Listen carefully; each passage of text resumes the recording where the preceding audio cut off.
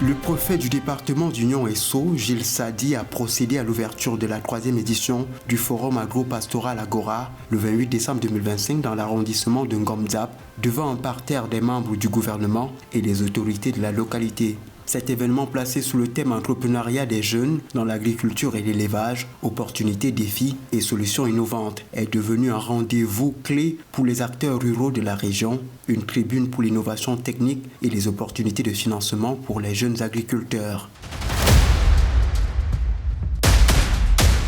Le ministre de l'Agriculture et du Développement rural a signé 8 conventions de pérennisation des investissements productifs réalisés dans le cadre du projet de développement du Mont Bapi phase 2. Le gouvernement camerounais en a profité pour procéder à la rétrocession officielle d'équipements de pointe et d'infrastructures stratégiques aux organisations de production et coopératives locales. En transférant ainsi la gestion directe de ces actifs aux acteurs de terrain, l'État ambitionne non seulement d'accroître les rendements et de garantir la souveraineté alimentaire, mais aussi de professionnaliser les filières agricoles pour en faire un véritable moteur de croissance et d'emploi pour les populations de la circonscription. Sous la présidence du ministère de la Promotion de la Femme et de la Famille, le MINPROF, une cérémonie s'est tenue ce 29 décembre 2025 pour marquer la remise de financement à 18 communes pilotes totalisant une enveloppe de 266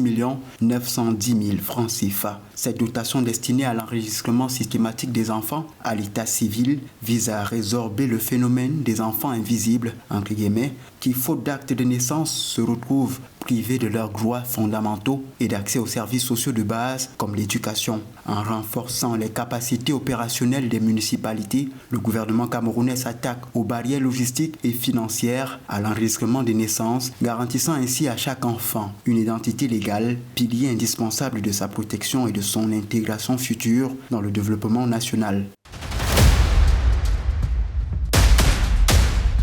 Dans un communiqué officiel publié le 29 décembre 2025, le ministre des Mines par intérim, le professeur Fougalantus Gentry, a reconnu un décalage flagrant entre les exportations d'or déclarées par le Cameroun, 22,3 kg, et les statistiques internationales qui enregistrent plus de 15,2 tonnes d'or en provenance du pays vers les Émirats arabes unis. Ce gap inquiétant s'explique par la porosité des frontières et le manque de moyens financiers de la Sonamine pour racheter la production artisanale, laissant le champ libre à des circuits informels. Pour stopper cette hémorragie, le gouvernement annonce un virage décisif dès janvier 2026, incluant la fermeture des sites artisanaux non conformes, le renforcement technologique du contrôle de la production et le passage à une exploitation minière industrielle plus transparente. L'objectif est de transformer ce secteur en une source majeure de revenus fiscaux et d'augmenter significativement les réserves d'or stratégiques de l'État.